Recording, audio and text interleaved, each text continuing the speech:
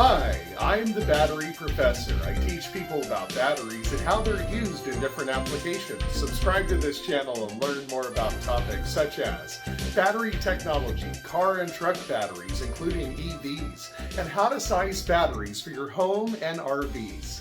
Today we're going to learn more about solid-state electrolyte for lithium battery technology. Solid state is the next step in technology for lithium batteries, and here's why. You've heard of the two most popular, nickel manganese cobalt and lithium iron phosphate. They both depend upon a electrolyte that is made out of liquid for the ions to travel back and forth, positive, negative, in that exchange, charging and discharging the lithium battery. Now, why do we choose lithium in the first place? Well, first of all, it's more energy dense. More electrons can be stored in the footprint of a lithium ion battery than lead acid, as an example. In addition, other advantages of lithium batteries are a faster recharge, able to discharge more energy without damaging or shortening the life of the battery, in addition to 3 to 5 times longer life for lithium ion batteries than, say, lead acid technology or other technologies out there. In addition to a longer life expectancy, more life cycles. So that's why we would choose a lithium battery, but why do we not have a solid state electrolyte battery thus far until now? Well, the main reason why, the challenge has been this. Well, if you have all of your lithium ions housed over here, let's pretend it's like a tall apartment building, and all your ions, as the battery's being charged, they go back and they go to their little spot inside of this house, okay, as the battery's being charged and that energy is being stored. And then it gets discharged and travels across the electrolyte, the liquid electrolyte, and is discharged from the battery. And then as it's charged, that ion comes back over into its little tall house where its spot is. Well, at a certain point with lithium ion batteries, they were having a lot of fires early on in the technology. And the reason why is because as the ions travel back and forth, it's called dendrite formation. Dendrites are very much like metal icicles that form. So these little crystals, or it's almost like a metal icicle, starts to form and get longer and longer out of that house where all the ions are located. Because as they come back, they don't go back to the same exact spot. And so that dendrite forms and comes across and touches the other side of the cell, and you've got a short in the battery and a fire. Well, in order to solve that problem, lithium-ion battery manufacturers created or manufactured their own version of the house for all the lithium ions so that they would always go back to the same spot as the batteries get charged.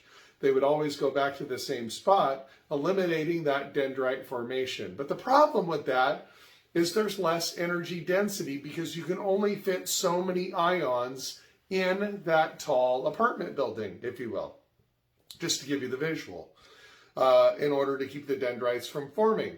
So that's why we have lithium ion batteries right now, and there's only so much energy that can be stored in the battery as it's fully charged to 100% state of charge. Now, solid state electrolyte, this is a game changer. It causes a situation now to where you no longer have to worry about the dendrite formation happening, and you can maybe increase the house for the ions or the electricity that can be stored in that battery by 30 to 40, maybe even 50% more than is currently available in the current footprint.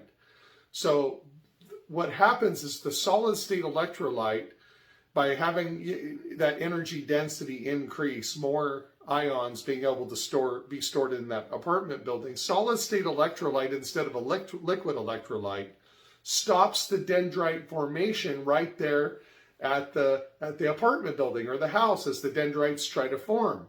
And so that allows all of the ions to go back into the apartment in their spot. Hence, you can nearly double the energy density of the amount of energy that you can put in the same exact footprint. In addition, Solid state electrolyte can be punctured. Lithium is a very, very volatile element. And if you hold a piece of lithium in your hand as an example, it'll get hot. You'll feel the heat.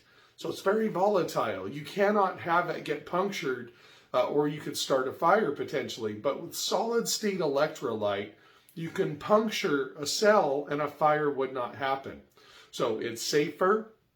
And solid state electrolyte allows you to nearly double the energy density, the amount of ions you can store in that house or that tall apartment building, if you will, eliminating dendrite formation, and you can puncture the cell and not cause a fire. So it's going to be much safer, storing more energy in the same footprint. Or where I also see solid state electrolyte being a big game changer is smaller battery units for homes, because you can get away with a smaller unit that has more energy packed into it. Electrical vehicles, the safety factor of getting in a wreck or something like that. You don't have the fire that you currently have with EVs right now, where the fire has to just put itself out by just staying on fire until it goes out. The firefighters don't even mess with it.